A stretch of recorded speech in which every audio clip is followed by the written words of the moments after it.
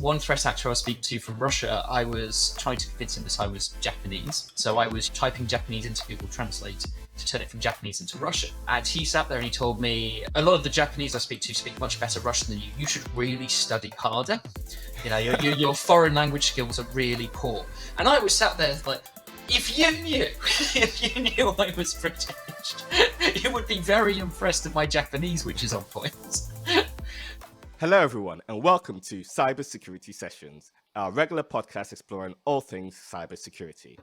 I'm your host, Cyril Noel-Tago, Principal Security Researcher at Netacea, the world's first fully agentless bot management product. Threat intelligence plays an important role in cybersecurity, and understanding the potential threats to your operations is vital in protecting yourself from harm. To quote The Art of War, if you know the enemy and know yourself, you need not fear the result of 100 battles. And cyber defenders are really facing hundreds of battles. But how do you infiltrate the often closely guarded communities to learn about the enemy?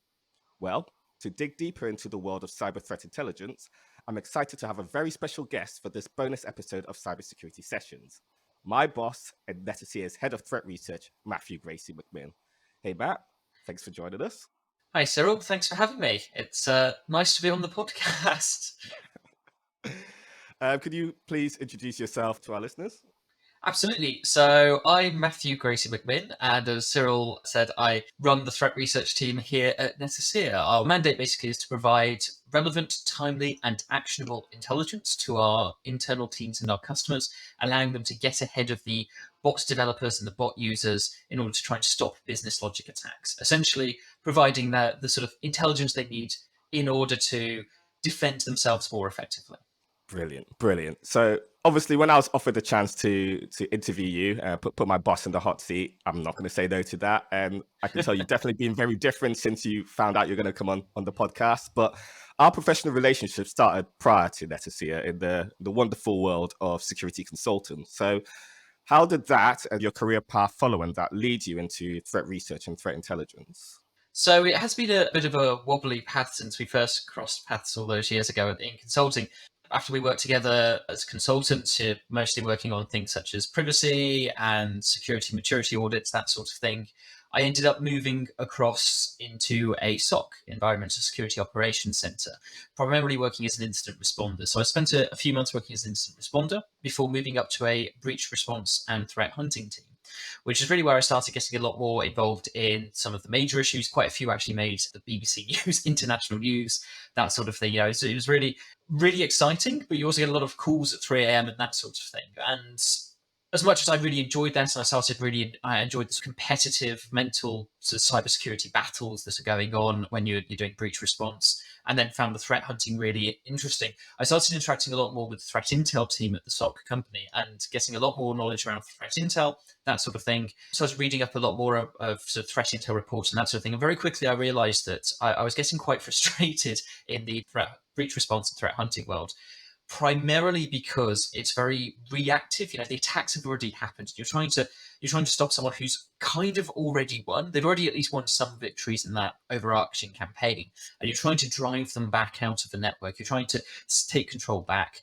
And I started to realize that really, if you could get ahead of these people and stop the attacks before they happened, or knew what was going to happen before it actually happened, you could reduce the impact significantly. And so I started looking more towards trying to move into threat intelligence and trying to provide that early warning system, that pre-warning, that information that can actually stop an attack from happening in the first place, never mind just recovering from one.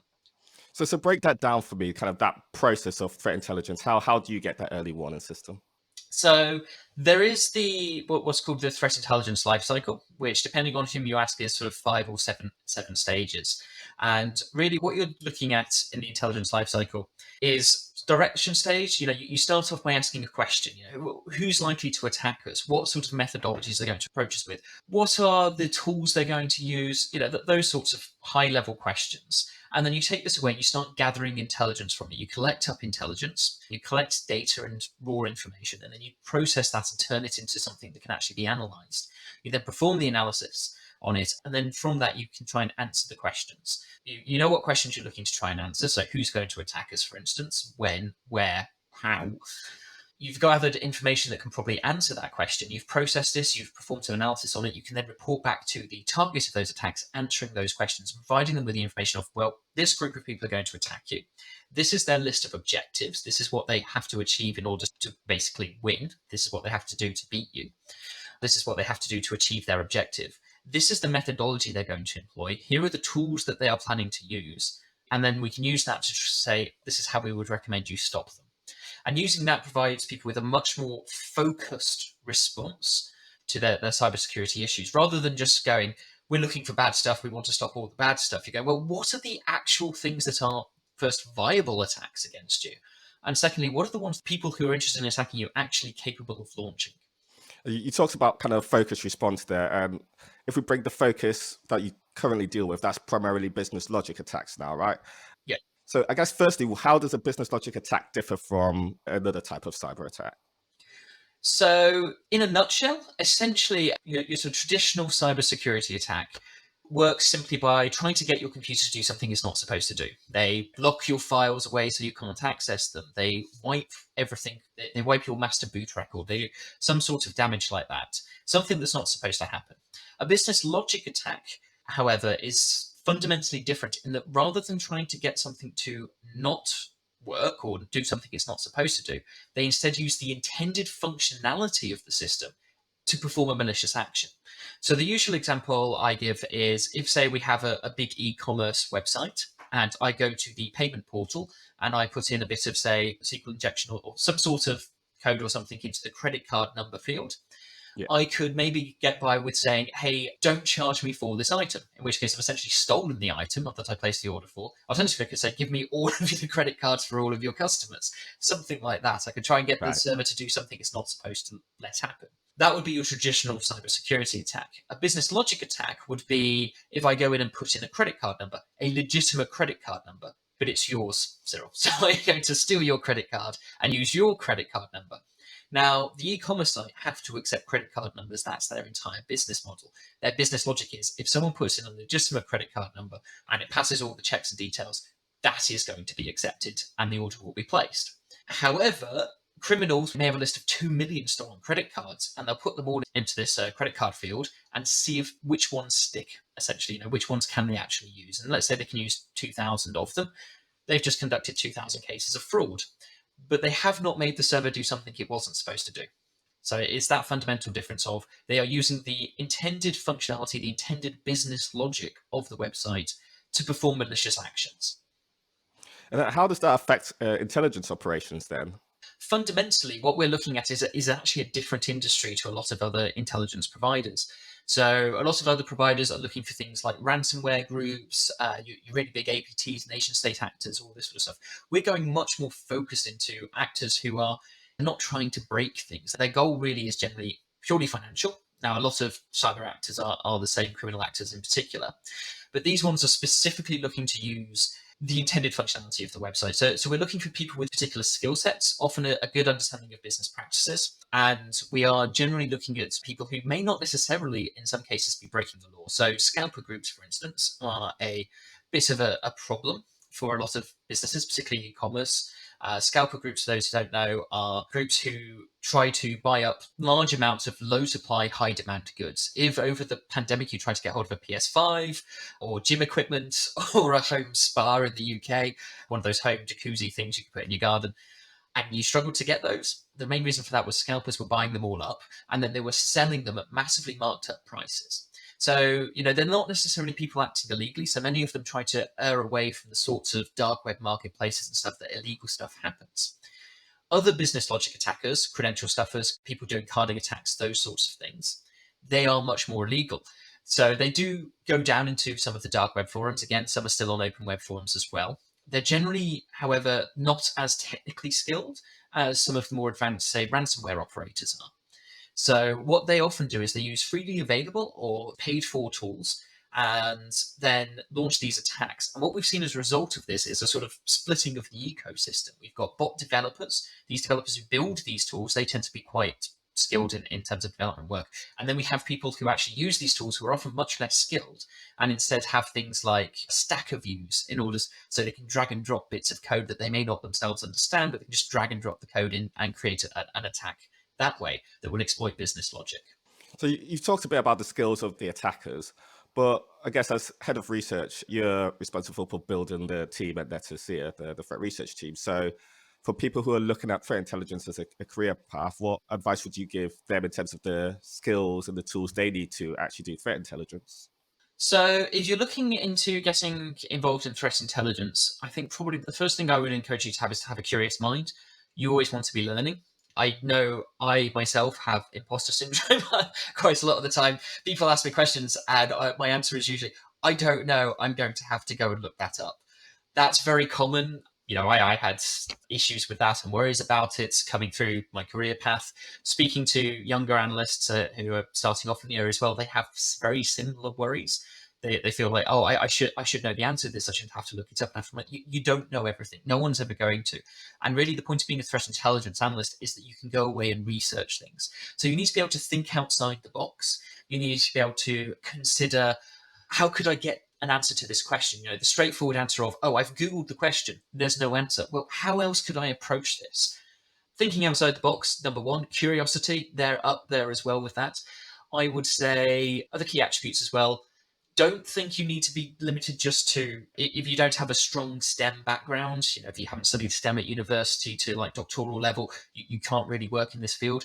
That's eminently not the case. A lot of the people I've spoken to come from language backgrounds. There's lots of threat actors who talk in other languages, so being able to speak and understand those languages is important. It is important to have the technical knowledge. So I would encourage people to build up those sorts of technical skills. Certifications like the CompTIA Security Plus provide a bit of a syllabus to try and follow, which is often a good, quick recommendation there. But don't be put off if you don't feel too confident around computers. Those skills can be built. Try to build those skills. I think as well, it's a bit of an odd one as someone who is a hiring manager, but the ability to lie is also quite useful. It's a bit of an interesting one to be saying, but at the end of the day, you're trying to infiltrate these people's forums, their marketplaces, that sort of thing. You have to be able to pretend to be someone else. So perhaps rather than saying you have to be good at lying, perhaps say you're a good actor. You have to be good at acting rather than. Well, let's dive into that a little bit. You've got to be good at infiltrating these forums. So, I mean, I know there's going to be stuff you can't say on here, and obviously you're going to be good at lying. And if you did say stuff, we can't verify if that's true or not. But are there any stories of how you gain access to these forums or groups that you can share? Yeah, absolutely. So we use what are called sock puppets in the industry, so fake identities, fake accounts, that sort of thing. And what you often have to do is try to join some of what we consider lower tier groups. So you have the sort of tiered structure to many of these groups, as well as to the different forums. What happens is you can kind of join these easily accessible ones that you don't really need an invite to, and that sort of thing. And you can build up a bit of a reputation for this sock puppet, for this fake identity. And as they build up more and more of a reputation, they may get invited to some of the more locked down parts of that group. Those are areas in which the slightly more detailed conversations go on. People have to be a bit more trusting to share information with you, that sort of thing. You start getting into those. As you start developing those relationships more and more, you may get invited to other groups, which are, again, much more locked down. And that sort of same pattern repeats itself as you sort of move deeper and deeper into the sort of locked rooms that sort of follow on from one another and that sort of way. And then when you're actually interacting with them, you can get a lot of information out from these people without them realizing much. It can be quite hard because sometimes they want things in return. And obviously we don't want to give away the keys to the kingdom of how to actually break into these places, that sort of thing. So quite often you have to do things like maybe fake an attack or try and claim credit for something you haven't actually done, those sorts of things, and see what you can do. There are quite a few good, fun stories. So the one threat actor, I mentioned people from language backgrounds can be good threat intelligence analysts. That was sort of trumpeting my own horn a bit. I studied Japanese and East Asian history at university. And one threat actor I was speaking to from Russia, I was trying to convince him that I was Japanese. So I was typing Japanese into Google Translate to turn it from Japanese into Russian. Speaking to him, and he sat there and he told me, a lot of the Japanese I speak to speak much better Russian than you. You should really study harder. Your foreign language skills are really poor. And I was sat there like, if you knew I was British, you would be very impressed at my Japanese, which is on point. So you do have that sort of thing. And then others as well. Basically, social engineering. We talk a lot about social engineering being an offensive technique, but it's also useful for threat intel teams. So one of our analysts, one of your teammates, Cyril, he annoyed one threat actor. This threat actor was basically claiming he had something to sell to people, and it would facilitate attacks on lots of different networks. And our colleague basically said, I think I know how to get it out of him. And he basically posted on this guy's forum saying, he doesn't have it, he's lying. And the guy goes, I do have it. And it's like, no, I don't believe you. I do have it. I don't have to prove anything to you. He's lying, everyone. He doesn't really have it. It's all a scam. He's going to take your money and run. And the guy goes, fine, I will prove to you that I have it. Here is all the information you need to stop it for free. Which was a bit foolish of him to give away, but we're not going to look a gift horse in the mouth. Yeah, I guess with these forums, it's all about the reputation, right? And if people believe that you're not legit, and to be honest, like these are criminals and scammers, so it's understandable to think they might not be legit. But if you can play into that, that's a great way of kind of getting them to give you information. Do unknown bot threats keep you up at night? Sleep soundly, knowing Netacea's threat intelligence service tracks the bot threats you can't track. Our experts ensure you're always ready to pounce on automated threats before they become a problem. Visit netacea.com/threat insights for more. Look, what we're doing most of the time is investigating people who, in some cases, may be criminal. I know, like some of the stuff you talked about, like scalping isn't illegal, but some of the stuff like carding and credential stuff, it is, right? So there's that potential criminal activity, and the companies we're working for, they might want to follow with some legal action. So how does that kind of change the way that we investigate and the kind of the information we provide? There's kind of two questions in one there, which is the whole split between the legal and the illegal sort of actions that we monitor. So scalping, for instance, is not illegal unless it's sort of event tickets and that sort of thing. Right. But it's not an illegal act generally in the UK or US, though there are actions in both countries to try to regulate against it. So we are seeing efforts to try and regulate it. As a result of that, what we do for people who are acting illegally versus ones who are, if unethical, acting legally is very different. And we have very specific rules of engagement. So we have policies and processes written down. I speak with our legal counsel very, very regularly, making sure everything's up to date, making sure everything's all right. And if there's any grey areas, anything we're unsure of, I go straight to our legal team to make sure we're following things ethically. Our senior leadership team, or the C-suite, have direct oversight over everything we are doing, and any concerns, any worries are escalated to them for review. We also make sure that everyone in the team is following the standards set by professional bodies, ISC squared, CREST, those sorts of things as well. So their standards are embedded into our daily actions. As a result of that, when someone's acting legally, if unethically, as a general rule, we're not looking into trying to facilitate an arrest of an individual who may be taking some rather dangerous criminal activities. We're trying to stop them doing something to a company that the company doesn't want them to do. And for that reason, we may acquire their tooling, that sort of thing, but we're not going to try and bring them down as a person or put them into prison. There's no need for that. Right. For the illegal actors, however, where a customer is looking to try and take legal action, we can try and facilitate those sorts of activities. So what we do is we try to speak with the customer, understand what is the minimum amount of information required for them to pursue a legal action, what intelligence is required, and we can provide that intelligence to law enforcement, usually as a sort of tip-off, essentially, as a, here is a body of evidence from the victim of an attack, as well as from the open web, the dark web, showing who the attacker was. Here you go, you might want to take some actions on this, that sort of thing.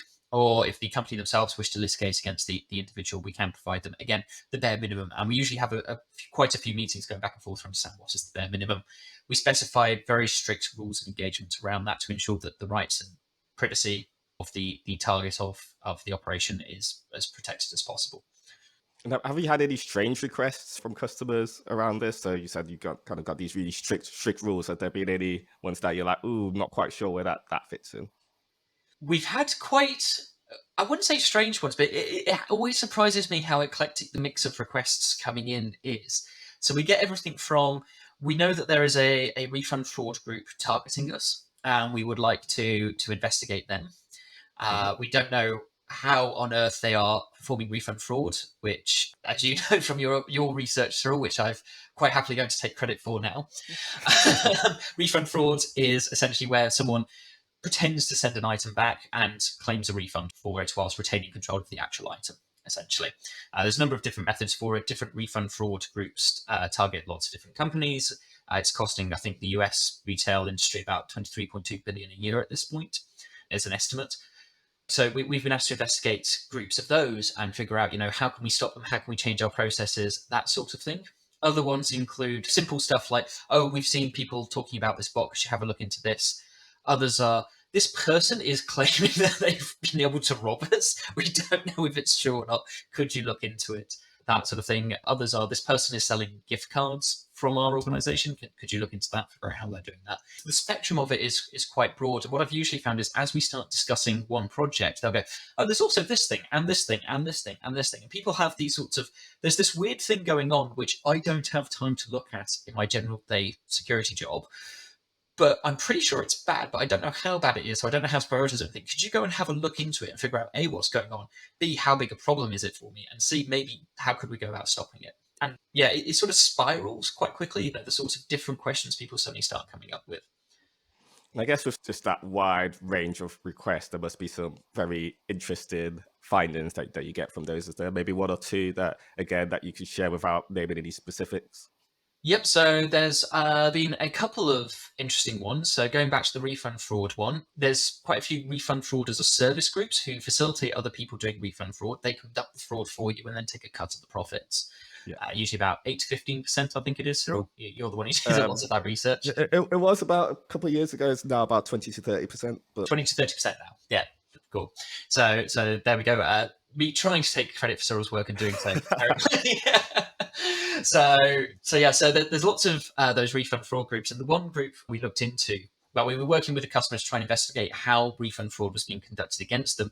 And as we started gathering data around the refunds, they and us pretty much simultaneously, to be honest, because once you had the data in front of you, it was pretty obvious what was going on, realized that most of the fraudulent refunds were coming through a single post office in the northeast of England.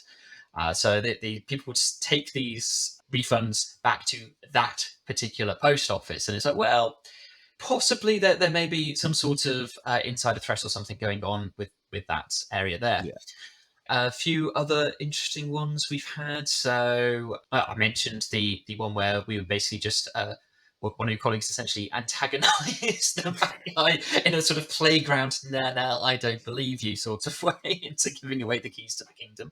Yeah, there's loads and loads of stories. Plenty of stuff I'd love to be able to talk about in a pub, which I really, really can't, unfortunately. And I guess so from the customer's point of view, kind of the end result for them, what's been the benefit?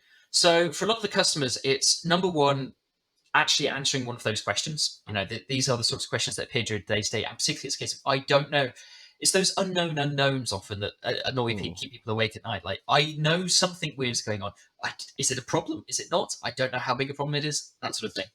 And then, of course, there's the known unknowns as well. There's very specific problems of how do we actually deal with this? And for a lot of companies as well, it's a case of, we started trying to investigate this ourselves. We didn't really have the access to the forums. We didn't have the expertise to actually decipher this and figure this out. And frankly, we don't also have the time, because for a lot of companies, they don't have in-house threat intel teams. And if they do have a threat intel team, they're a bit tied up with the ransomware groups and that sort of thing. They don't have the specific focus on business logic attacks and those attack vectors. So a lot of people come to us really because they need our specific expertise, our specific access and contacts within those communities. They need someone who can harness those in order to answer some very specific questions for them so that they can solve some major business problems. For a lot of these companies, particularly the really big retailers, these problems run into the hundreds of millions a year. Refund fraud, individual fraudsters are making an absolute fortune from this. A standard order size is often run into the thousands of dollars, and then people are making dozens of these. That adds up very, very quickly, month on month, year on year. Scalper bots can add up to a huge amount of damage through loss of brand reputation, even loss of availability of the website.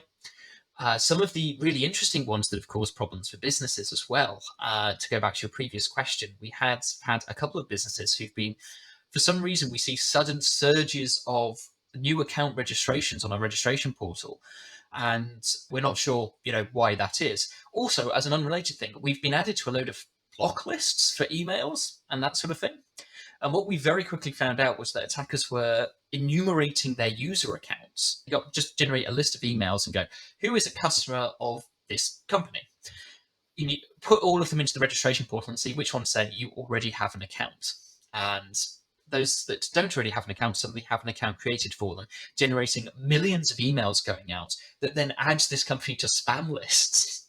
So then their legitimate emails can't go out. And the scammers then have a list of refined who is a customer of this company.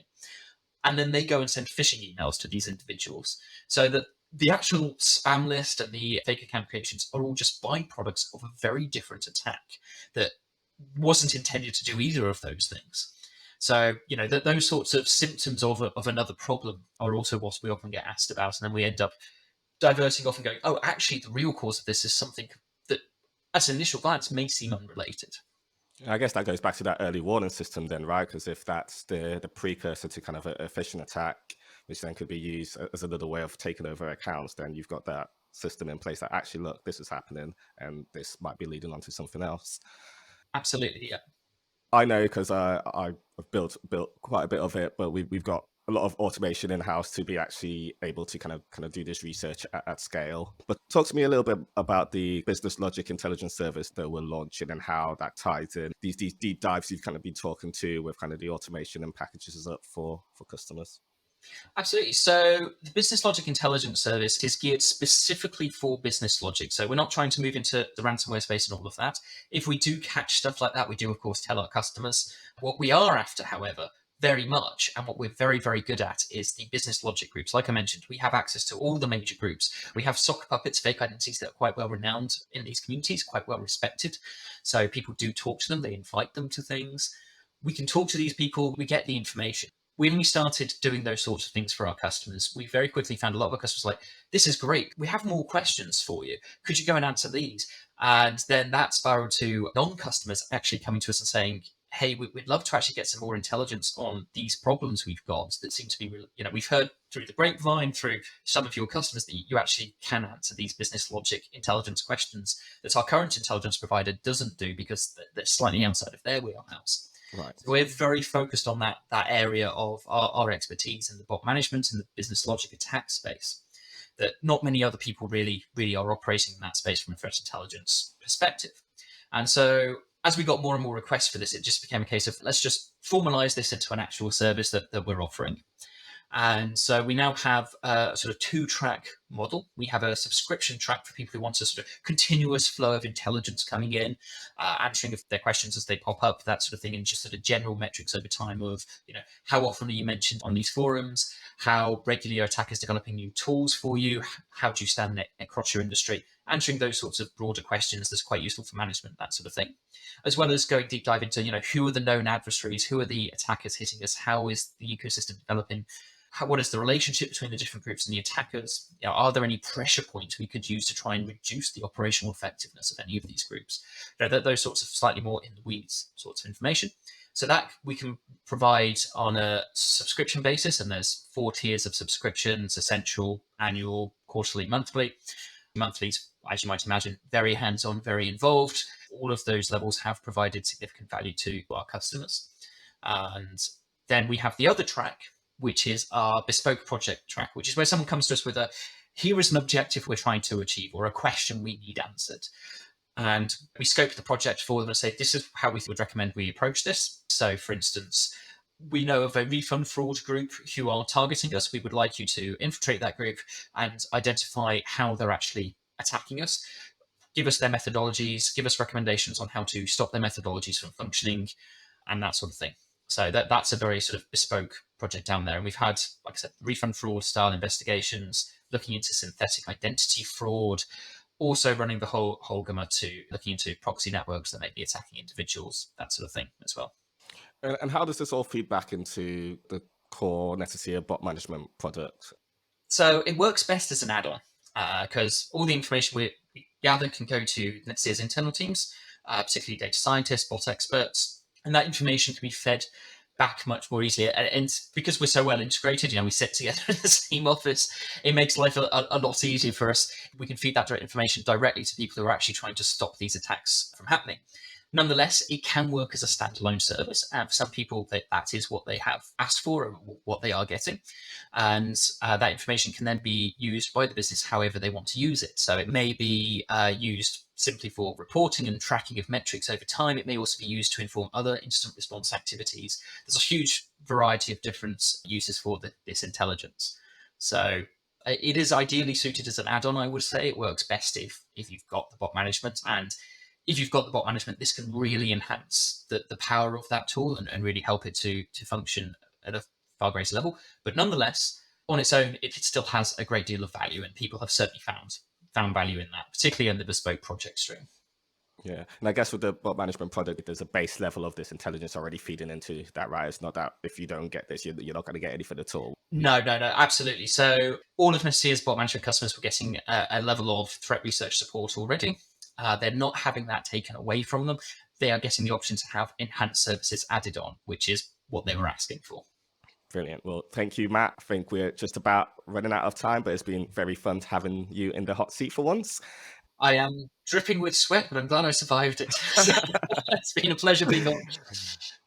Everyone's lucky this is audio only. But thank you to all our listeners for tuning into this episode of Cybersecurity Sessions. If you enjoyed this podcast, please be sure to subscribe and like or leave a review on your podcast platform of choice. We'd love to get your feedback.